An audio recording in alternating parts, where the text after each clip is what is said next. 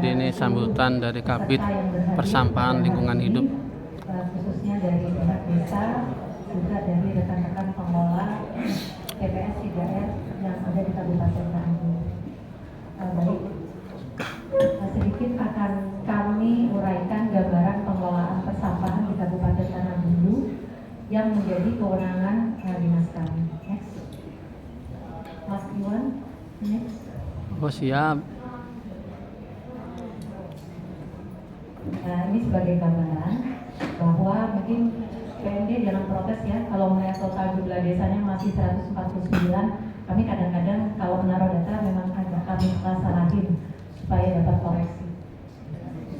Jadi data yang di sini dari 149 desa yang tersebar di 12 kecamatan di Kabupaten Tanah Bumbu, mungkin bisa kita lihat bersama bahwa secara dari kecamatan kita masih 83% kecamatan yang masuk area layanan dari Dinas Lingkungan Hidup. Yang belum masuk area layanan kami yaitu Teluk Kepayang dan Mantele. Meskipun di dalamnya belum semua desa kami layani. Kalau dari slide, dari 149 desa itu baru 56 lokus desa yang menjadi area layanan kami, meskipun di dalamnya juga belum semua spot dijangkau oleh Dinas Lingkungan Hidup. Masih banyak PR dari kami selaku pemerintah daerah dan juga pian-pian semua yang berlokasi di desa. Next, Mas Iwan. Di sini adalah peta sebarannya, bisa kita lihat yang hijau itu adalah area yang terlayani, kemudian yang kuning yang kami mapping yang akan menjadi potensi area layanan, baik itu yang langsung dilakukan oleh Dinas Lingkungan Hidup maupun juga yang ditangani oleh dari pihak desa melalui KSM, baik yang ber-TPS 3R maupun yang tidak memiliki TPS 3R. Next. Di sini sebagai gambaran juga Kabupaten Tanah Bumbu memiliki 3 TPA, yaitu di Sungai Dua, Betung, dan Satui dengan volume sampah yang masuk setiap tahunnya mengalami peningkatan. Peningkatan ini banyak lah, setiap tahunnya sampahnya meningkat. Peningkatan jumlah penduduk dan juga peningkatan dari area layanan yang kami tangani. Kalau melihat dari Sungai Dua sendiri di Simpang 4 sampai dengan di 2023 ini mungkin kita sampai dengan 60 ton sudah masuk ke sana setiap harinya.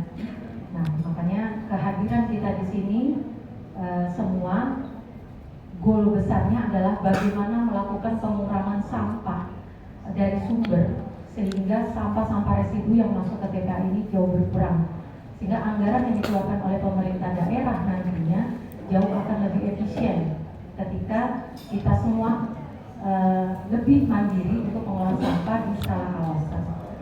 Next, Mas Iwan.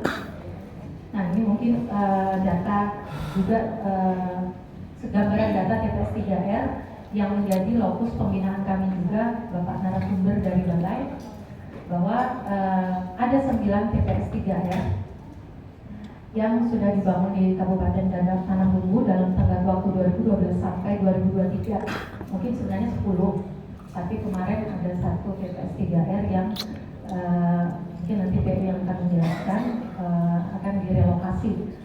Nah, kemudian TPS 3R ini juga bagian rutin dari kegiatan pembinaan dari Dinas Lingkungan Hidup Kabupaten Tanah Bumbu. Ada 9 yaitu TPS 3R Mapesta di Sarigaluh, TPS 3R Bersahaja di Gresik Putih dan Licin, kemudian TPS 3R Dina Banua Barokah Simpang 4, TPS 3R Karya Bersama Karangindah Angsana, TPS 3R Arahma Punggur Pusat Tengah, TPS 3R Mutiara Bersujud Sebang dan Lama di Kecamatan Sungai Logan, kemudian TPS 3R Berkah ZW Batu Licin Irigasi Karang Bintang, dan yang terbaru dibangun di 2023 adalah TPS 3R Kopel Banjar Sari Angsana dan Sidomukti Karangsari Pusanggulo. Nah, ini mungkin tidak akan mungkin terbaca satu-satu, tapi Bapak narasumber dari Balai sebagai pihak yang selalu mensupport ketersediaan infrastruktur persampahan di Kabupaten Tanah Bumbu.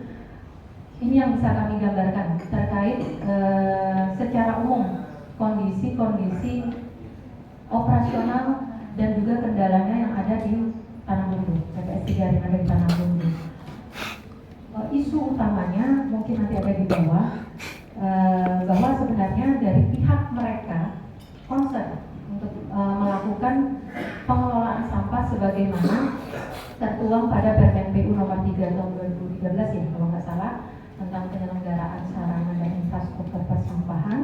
Mereka berkomitmen, namun dalam pelaksanaannya ada beberapa kendala yang mereka hadapi, mengingat kondisi geografis dan karakteristik wilayah kita mempengaruhi juga primadona dalam hal mata pencaharian masih seputar untuk swasta di pertambangan dan perkebunan.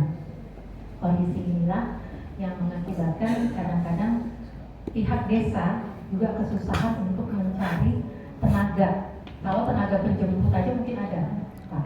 Tapi yang menjadi kendala di mereka ini adalah tenaga untuk pemilah. Karena orang yang mempunyai minat dan komitmen yang bergerak di bidang persampahan ini harus orang-orang yang memang punya niat tulus. Niat tulus seperti itu. Nah, godaannya ketika TPS 3R ini berdiri, mereka rata-rata yang tersedia lahan adalah di area dengan ketersediaan lahan yang luas itu rata-rata di pelosok. Di pelosok, kebanyakan mata pencahariannya adalah pertambangan dan perkebunan. Sebenarnya yang menjadi isu utama juga dari ini. Next mungkin dilewati aja Pak untuk slide ini. Mungkin kurang lebih sama. Kendalanya adalah di upaya pengurangan sampahnya itu dari pemilahan dan pemanfaatan sampah organiknya. Oke, next ini mungkin dokumentasinya dari beberapa TPS 3 yang ada di Kabupaten Tanah Bumbu. Ada yang sudah jalan proses pemilahan, ada juga yang belum sudah pernah jalan namun kemudian bisa dibilang mati suri sementara, tapi belum yakin. Dari teman-teman pihak desa juga selalu mensupport dari teman-teman pengelola di TPS 3. Next Mas. Nah, kemudian sebagai gambaran sendiri bahwa kami selaku pemerintah daerah juga memiliki keterbatasan dalam hal untuk melakukan layanan. Mungkin bisa dilihat bahwa total armada yang kami miliki tidak sampai 50 unit yang dalam kondisi yang baik, yang ini juga harus melayani di 10 kecamatan baik secara langsung maupun tidak langsung. Makanya kenapa kami dari pemerintah daerah juga memegang amanat yang sangat Truknya kurang banyak. Itu dari undang-undang 13. Kalau Bapak Ibu mungkin mau membuka itu Permendagri 33 tahun 2010 tentang pengelolaan sampah, di situ sangat jelas bagaimana pembagian kewenangan dari pemerintah daerah, kecamatan, desa, kelurahan, sampai tingkat RT RW. Di situ ada peran kita semua.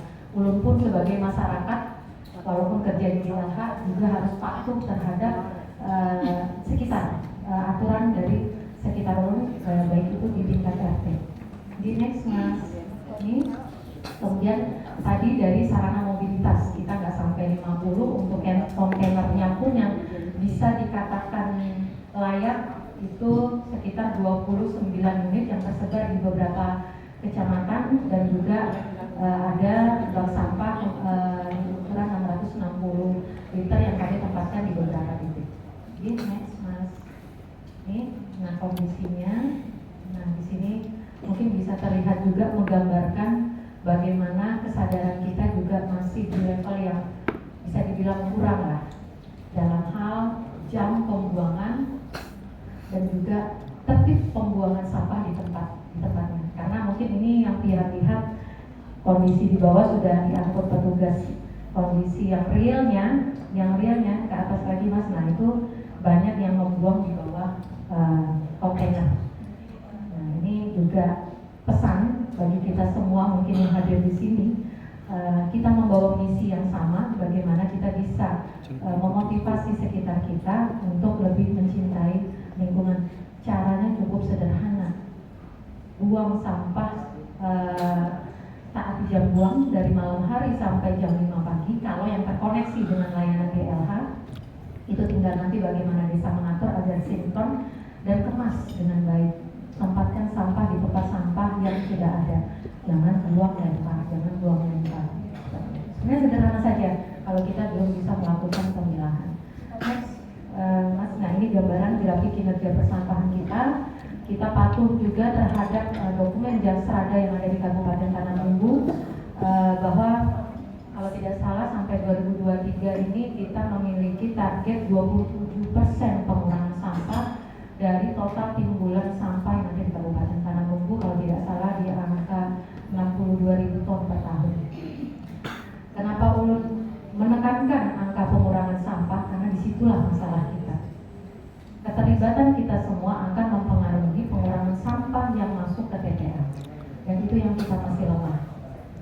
Keberadaan TPS 3 ini sebenarnya adalah salah satu strategi untuk melakukan pengurangan sampah yang masuk ke TPA. Selain juga mungkin didorong dengan pembentukan bank sampah yang mungkin skalanya lebih kecil daripada TPS 3R, dan alhamdulillah di Kabupaten Tanah Bumbu ini ada beberapa desa yang juga aktif meskipun belum memiliki TPS 3R, seperti Desa Regosari ya. Oke, terima kasih Pak Kades ya, tanpa mengurangi hormat ulun juga kepada desa-desa yang lain. Next. Nah, kemudian ini yang seperti ulun sampaikan tadi, bahwa kita memiliki tanggung jawab bersama untuk melakukan pengurangan sampah maksimal 30% di 2025.